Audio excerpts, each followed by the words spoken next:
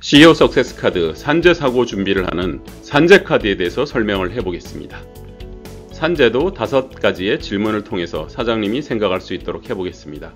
4대 보험 가입하셨습니까? 산재 보상 규모를 알고 계신가요? 위험한 직군은 몇 명이나 있습니까? 현장직이나 운전직 같은 위험한 직군이 몇 명이나 있나요? 근로자들 평균 연령은 어떻게 되십니까? 이 평균 연령은 사고 시 사장님의 배상 책임에 큰 영향을 미칩니다. 젊은 직원이 많다는 것은 그만큼 배상 책임액이 크다는 것입니다. 근로자 평균 임금은 어느 정도 되시나요? 평균 임금도 사장님의 배상 책임에 아주 큰 영향을 주기 때문입니다. 자, 중대재해처벌법 시행되고 있습니다.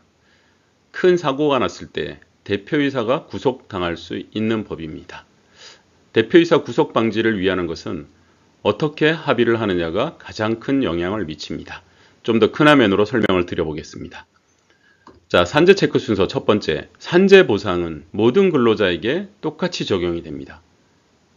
4대 보험을 가입 안 한 근로자도 산재 보상이 됩니다.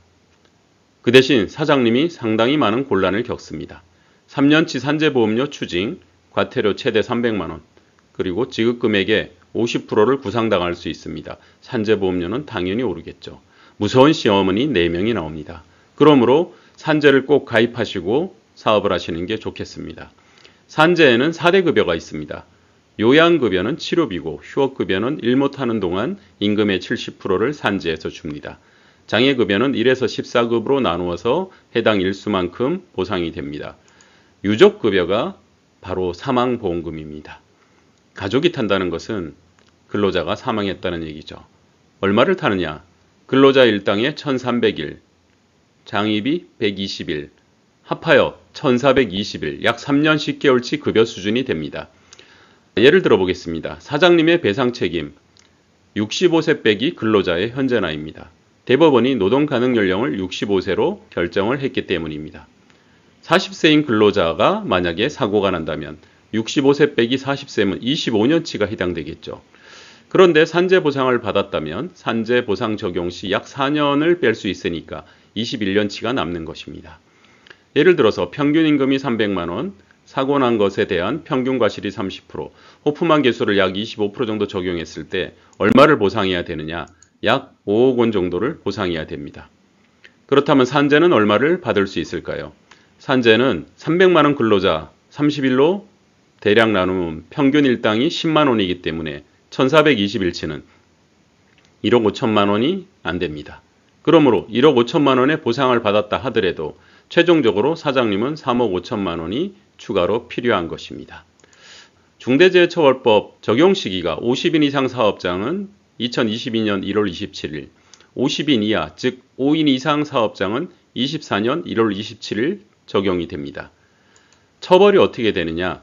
사망재해 발생 시 1년 이상 징역 또는 10억 원 이하의 벌금이 해당됩니다. 1년 이상 징역이 정말 무섭게 느껴지는 것이 바로 중대재해처벌법의 공포스러움입니다. CEO 여러분, 이거 보시면 준비를 단단히 해야 하지 않을까요? 그러므로 벌 주세요 하는 사람을 없앨 수 있는 유족들과의 피해 보상금을 준비하는 어떤 방법을 활용하는 것이 좋을지 고민해 보시기 바랍니다. 중대재해기업처벌법 준비, 사장님 사업장은 안녕하십니까?